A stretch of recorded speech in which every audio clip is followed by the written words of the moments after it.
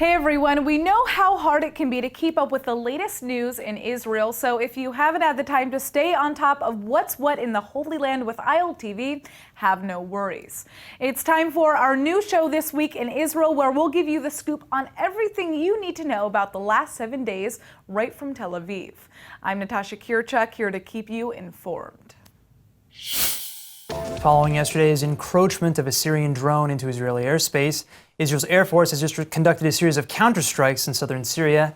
IDF officials have confirmed that at least 3 military sites belonging to the Assad regime have been targeted in the early morning hours. These tensions are unfolding, perhaps with purpose, with Prime Minister Netanyahu currently in Moscow for talks with Russian President Vladimir Putin. At this time, it seems clear that the IDF initially hesitated roughly 15 minutes before downing yesterday's drone with a Patriot missile. This delay, which gave the unarmed drone enough time to fly 6 miles into Israeli territory, was likely used by Israeli officials to clear the attack through Russia first. Netanyahu has made it very clear that the focus of his talks with the Russian president today will focus on removing Iran from Israel's border, as well as minimizing the Syrian threat. Many believe that given Netanyahu's close ties with Putin, there may indeed be some sort of compromise on the horizon here. But while a full Iranian pullout is unlikely, Putin may agree to some of Netanyahu's demands if Israel should help lift American sanctions placed on Russia. The United States set those sanctions in response to Moscow's illegal occupation, then annexation of the Crimea Peninsula from Ukraine. Russia has, for the most part, tolerated Israeli counterattacks against Putin's Syrian ally, but at the same time, the Russian president has armed Assad's forces with a fresh arsenal of deadly medium-range missiles. Needless to say, the two leaders certainly have plenty to discuss in today's high-stakes meeting. Well, despite ceasefires and other such agreements, the civil war in Syria continues to rage into its 7th year and unfortunately does not show any signs of slowing down. As we unfortunately know all too well, this violence has left hundreds of thousands of Syrians either killed or displaced in what may possibly be one of the worst conflicts of the modern era. Thousands of civilians from Syria have actually found their way here to Israel for help, and both state and private organizations have been mobilizing to help however they can. A new busload of Syrians have just entered the Israeli territory for much-needed medical care. Take a look at this. Medical infrastructure in the southwest of Syria has largely broken down. In Damascus it's still intact, but on the rebel side of things the medical infrastructure has broken down. So as of the last year and a half, we've started taking in every 2 or 3 weeks, taking in a busload of non-wounded but chronically ill Syrian children. אנחנו מביאים קבוצת ילדים עם בעיות יותר כרוניות, ואנחנו מביאים אותם למרפאות בבתי חולים, שם הם נבדקים ובאותו יום חוזרים הביתה. אז מדובר לא בהכרח בפצועים, אלא בילדים עם מחלות כאלה ואחרות, שהם נבדקים על ידי מומחים בבתי חולים פה במדינה. אם אנחנו מצליחים לסגור את התיק שלהם בביקור אחד, אז הם חוזרים עם ההמלצות, טיפול תרופתי והמלצות להמשך טיפול לסוריה, ובמידה ולא, אז אנחנו מזמנים אותם גם פעם שנייה או שלישית, או לצורך השלמת הבירור, או לצורך ביצוע ניתוח, למשל. Wow. Well, joining me more on this is ILTV's Aaron Porras. And Aaron, how many Syrians has Israel helped so far in this way? I mean, through direct means like this? By now, Israel estimates that the number of Syrians given medical treatment in Israel sits close to between 4,000 and 5,000. Wow. Which is not bad considering Israel is still technically at war with Syria. Yeah. And as you just heard, this is a regular occurrence that's been going on for nearly 5 years under the title of Operation Doctor's Appointment. Right. Well, this is especially interesting because, publicly, Israel only ever condemns what's going on in Syria and the Assad regime, and the Syrian government has been teaching hatred towards Israel since, I would say, the very beginning. And as you point out, both countries are still technically at war here. Yeah. I mean, Syria and much of the international community to this day still condemn Israel for capturing the Golan Heights back in 1967. Right, yeah. I mean, but if you listen to some of the people who cross, it's become very evident that these victims, first of all, are desperate, right, and second of all, have really started to question what Assad has been telling them, considering he's their enemy too now. Right. So, many are willing to take the chance that maybe Israel isn't the devil they were taught to think we are. Just listen to some of the most recent accounts taken this week when the Syrian aid visit was organized. أول ما فتنا بالأراضي الإسرائيلية حسيت حالي مرتاحة كثير حتى حسيت حالي أأمن من ما أكون بسوريا. بالنسبة لي لا انتماء ولا بأي ناحية سياسية، بس من خوفنا من اللي بيعملوا فينا بشار وما نستريش نروح على المناطق النظامية. إحساسي أول إشي خوف ورعب بس لما إجيت لهون وشفت إشي ثاني مو نفس الفكرة اللي حطوها بروسنا مو نفس الفكرة اللي وصلوا لنا إياه كله عدو وصهاينة من الحكي هذا لا شفت العكس.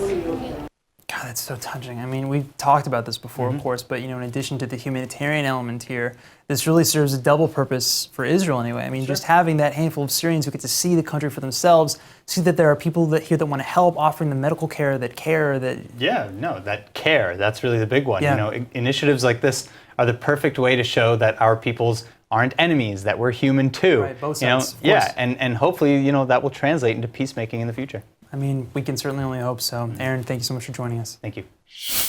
Breaking news from Israel's north. A Patriot missile was just launched from the northern city of Tzfat in response to an unmanned aerial vehicle from Syria. According to witness reports and the IDF, red alert sirens were sounded across the Golan Heights and Jordan Valley in response to the launching of a Patriot missile. More details are still unfolding, but according to some media sources, impact with the drone was reported above Tiberias. While it's not yet known who is behind the drone, this incident comes just days after Israel allegedly struck the T4 base in Syria and just hours ahead of Prime Minister Netanyahu's meeting with Russian President Vladimir Putin in Moscow. The two leaders are reportedly set to discuss this and similar issues. אני יוצא עכשיו למוסקבה לפגישה חשובה מאוד עם נשיא רוסיה ולדימיר פוטין. אנחנו נדון על סוריה, נדון על איראן, נדון על צורכי הביטחון של ישראל. אני מאוד מעריך את הקשר הישיר, הבלתי אמצעי, המצוין שיש לי עם נשיא רוסיה. זה מאוד חשוב לביטחון הלאומי של מדינת ישראל. After heavy debate, opposition, and criticism, the drafters of the nation-state bill may now be rewriting the bill in hopes of passing it into law by the end of next week. The proposed legislation would essentially enshrine much of the country's Jewish identity into the backbone of the country's basic laws. But critics, including President Rivlin, the Attorney General, and even the Knesset's own legal advisor, say parts of the bill may actually harm the Jewish state. The particular section in question is the 7b clause, which would allow communities to essentially choose who can live within the community based solely on religious grounds or nationalistic grounds. But President Rivlin, in a rare public rebuke, slammed the entire nature of this idea. Rivlin voiced the concern of many who feel that this is nothing short of total discrimination. On those grounds, communities could exclude not only Arab citizens but also other Jews of Middle Eastern descent, ultra-Orthodox Jews, or even members of the LGBTQ community. The Knesset's legal advisor, Eyal Yinon, said that along these lines, Israel's High Court would likely overturn the whole law anyway if passed. This opposition, both internal and public, is probably why the Likud party is considering nixing this particular clause altogether now. Though other sections remain up for debate, including the elimination of Arabic as one of the country's official languages, a new draft of the bill would likely gain more support in the Knesset. With the summer recess set for July 22nd, the Knesset may need that support if they want the bill passed by that deadline. Israel's prime minister has just announced the closure of the Carand Shalom crossing point with Gaza until further notice. This checkpoint is the only place along the Israeli border where food, water, and aid can be transferred into the Strip. Israel says that specifically approved shipments will be still allowed in, but in announcing this closure, Prime Minister Netanyahu has made it very clear that the majority of operations will indeed be shuttered. אנחנו נכביד את ידינו על שלטון החמאס ברצועת עזה, מיידית, בצעד משמעותי. אנחנו נסגור היום את מעבר כרם שלום. יהיו צעדים נוספים, ואני לא מפרט אותם. This crackdown is intended to send a clear message to Hamas leadership that instability and violence against Israel will not be taken lightly, a position echoed by Israeli Defense Minister Avigdor Lieberman, who slammed Hamas for continuing to allow flaming kites to be flown into Israeli territory. אבל בדרך שחמאס מתנהל, הוא פשוט מדרדר ועלול לשלם את כל המחיר. מחיר הרבה יותר כבד מאשר בצוק איתן. המציאות הזאת ששורפים לנו יום-יום, חורש טבעי, שדות, ועד עכשיו נשרפו כ-28,000 דונמים, שזה פחות או יותר שטח של עיריית נתניה או עיריית רחובות. אנחנו לא מתכוונים לספוג את זה ולא מתכוונים להמשיך בצורה כזאת. These brush fires, on top of the weekly border clashes that started back in March, represent an overall Palestinian frustration with a political situation that only seems to be deteriorating, a frustration that Israel believes Hamas is taking advantage of at the cost of Gazan lives. Palestinian leaders, including those from Hamas and Islamic Jihad, say that the closure of Carand Shalom is tantamount to a declaration of war. Others say that this is a punitive form of collective punishment that will only worsen the humanitarian crisis in Gaza and increase overall instability. Still, Israeli leaders have clearly had enough, and for now it remains to be seen whether or not this will have the intended effect. Well, despite a growing international condemnation of the practice, the Palestinian Authority has vowed to plunge ahead with paying stipends to terrorists and their families. While Israel sees these so-called martyr payments an obvious incentive to carry out violence against Israeli citizens, President Abbas clearly sees this as a red line for his own administration, one that he's prepared to hold firm on, even at the cost of millions of dollars to his own people.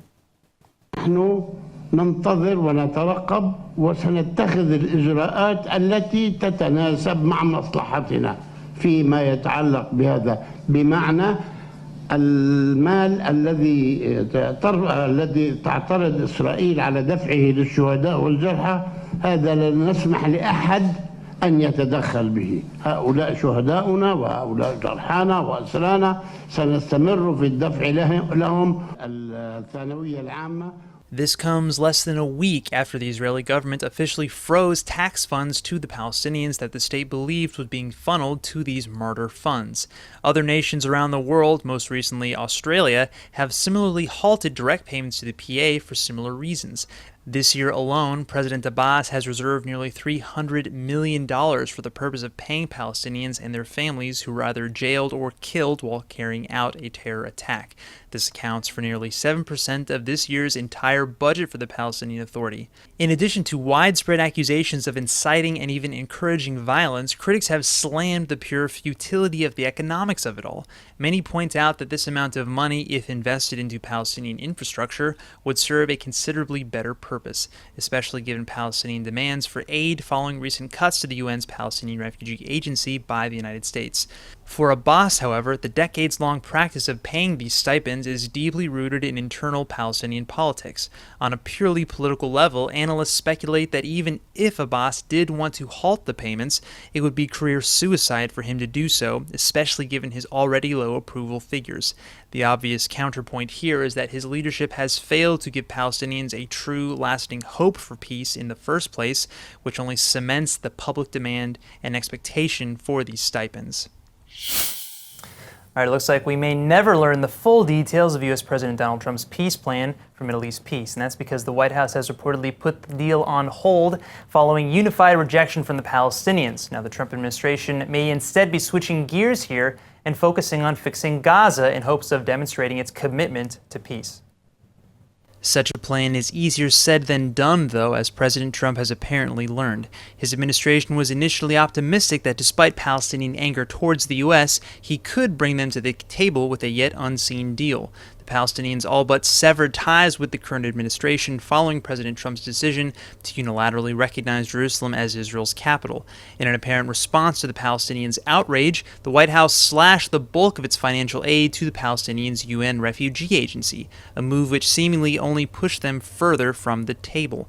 Team Trump renewed its efforts to land the ultimate deal for peace in recent weeks, sending an envoy to lobby Arab and Gulf nations central to the conflict.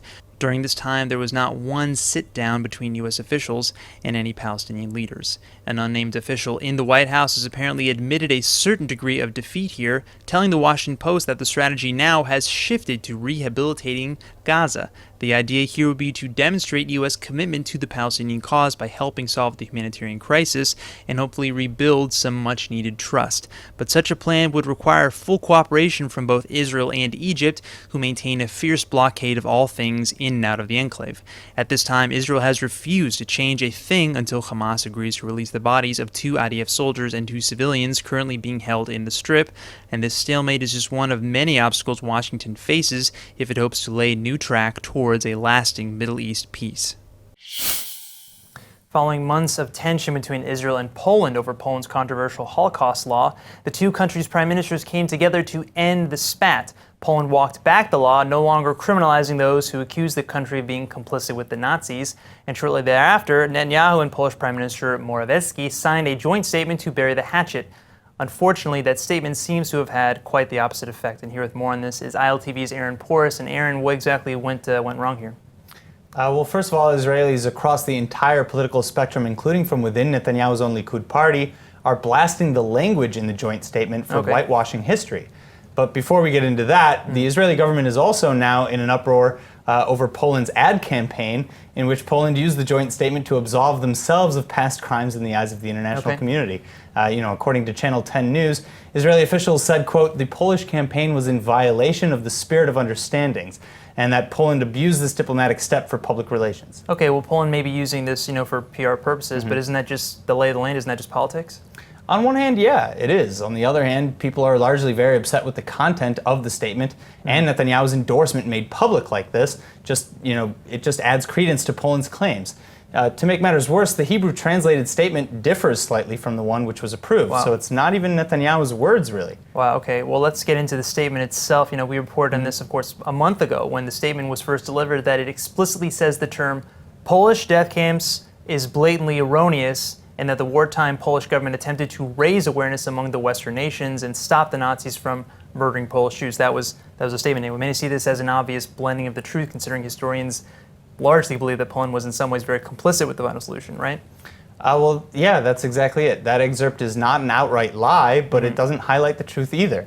The Yad Vashem Holocaust Memorial has condemned the whole statement, saying that the joint statement contains grave errors and deceptions, and that the law as it still stands carries the possibility of real harm to researchers, unimpeded research, and the historical memory of the Holocaust. So, for example, the statement says that it condemns the acts of some Poles while noting the heroic acts of numerous Poles, especially the righteous among the nations who risked their lives to save Jewish people. But according to Yad Vashem, Poles' assistance to Jews during the Holocaust was relatively rare, and attacks against and even the murder of Jews by Poles were widespread phenomena. And so when you look at the numbers alone, you see this in action. Poland had the largest population of Jews in Europe before the Holocaust, and that number went from over 3 million to less than 45,000 in just a few short years. That could not have happened without some level of complicity, right, that's 90%. Government or otherwise. Right, that's 90% of Poland's Jews are exterminated. And I've got to ask, how did the Israeli government respond to Yad Vashem's claims? Because that's a rare thing to see happen. Sure. Unfortunately, it sparked a he said, she said kind of scenario. Israeli negotiators said that Yad Vashem's chief historian was herself involved in the drafting of the statement and that she approved its language personally. But according to the Times of Israel and Yad Vashem's historian, Dina Porat, she was only there for the drafting but did not see or approve the final draft that was released. And again, that makes sense considering the joint statement talks about anti-Polonism in the same breath as anti-Semitism. And so now, you have Netanyahu, he's also responded saying that he'd listened to historians and worked to address their criticisms, but that the goal of the contacts with the Polish government was to abrogate the criminal clauses in the Polish law that cast a pall of fear over research and free discourse regarding the Holocaust. And this goal has been achieved. Right. Wow. Well, I'm sure there's even more on this yet to come because, of course, this is a very touchy, delicate topic with Israelis, and politicians, invoke the words and the memory of the Holocaust all the time. Either way, we'll definitely be watching and see how this plays out. Aaron, thank you for the report. Thank you. Well, a local nonprofit is about to go where no Israeli spacecraft has ever gone before: the moon. The innovators at SpaceIL have just announced that their unmanned vessel will hitch a ride on the Falcon 9 spacecraft, courtesy of Elon Musk and SpaceX, later this year. The module will then perform a soft lunar landing on the surface of the moon, where it will plant an Israeli flag, and if successful, this would mark the 4th time that any country in the world has ever done so. We were always anxious as to whether we'd actually be able to do it in time. And I think we are going to do it. I don't think we are going to do it in time, and we have no alternative. If we miss this rocket, we're out of play. So we've got to do it, and we will. While manned space missions to the moon haven't been in style for the last few decades, stargazers' fascination with the moon and the infinite unknown of space has never wavered. Israel has made numerous voyages into the final frontier over the years, but this mission, which would put an unmanned Israeli spacecraft on the moon in February of next year, is the payoff of years of hard work. SpaceIL first set their sights on the moon back in 2011 in a competition sponsored by Google. 7 years later, their advanced technologies have found a cutting-edge new way to make make the soft landing on the lunar surface. The spacecraft itself is only about 6.5 feet long by 1.5 feet tall. That's smaller than your average horse. The organization's leaders hope that a successful landing in February will open up a kind of Israeli Apollo effect, renewing national and private interest in space exploration. Some say that science should be focusing on the problems of Earth, but there's no denying that human thirst for a greater understanding, and of course our desire to see what mankind has yet to see. Here now to help us cool off this summer is ILTV's Emmanuel Kadosh with her top 5 rooftop bars in Israel. Take it away, girl. The summer heat in Israel can get pretty brutal, even though you'll still see most people spending their days at the beach and mainly in the ocean. But at night, it definitely cools down a bit. So what better way to spend your Israeli summer than partying it up on a cool rooftop bar? That's why I'm here to give you guys the top 5 rooftop bars to check out. Number 1 is Speakeasy in Tel Aviv, located on one of the trendiest streets in the city, Rothschild. This is definitely the place to get a perfect view of the street that hosts the most amount of nightlife. But the view isn't what'll make you stay. Their variety of different cocktails, homemade berry gin that pairs perfectly with their delicious dishes will definitely be. But don't take my word for it, come try it out yourself. Second on our list is Esperanto. Now, I can tell you this from experience, this is definitely the bar/restaurant you are gonna wanna get to right before sunset. Located on a large wooden deck facing the stunning Mediterranean seafront. This is definitely the place to go for a classy night out to munch on delicious and stunningly plated food, and of course, to cool down by the water with a nice breeze. Nothing better than that. Sur Mare is third on our list, and rightfully so. This is one of the Tel Aviv's most glamorous rooftop bars with an unbelievable view. The stylish spot offers a mix of tasty snacks with an Italian influence and, of course, insanely creative cocktails. But let's get real, the dazzling views of the city skyline is definitely the reason for a visit. Fourth up is the Poly House. This boutique hotel hosts both guests and locals alike on their Carmel Market adjacent rooftop bar for both bottle service and, of course, good vibes. Custom cocktails are offered with top shelf bottles and small tapas dishes like tuna tartare. Make sure to hang out by the infinity pool and admire the view of the city of Tel Aviv. Last but of course not least, the Manila Hotel Rooftop Lounge, the only one on the list in Jerusalem. Naturally, people come to sip on signature drinks and sample unique appetizers, but they ultimately stay for the view of the ancient city walls that overlook the city of Jerusalem. That's all for today's Top 5. Back to you. That's it for this week's Roundup. Tune in next Friday for our next episode of This Week in Israel. I'm Natasha Kirchuk, and thanks for joining us from Tel Aviv.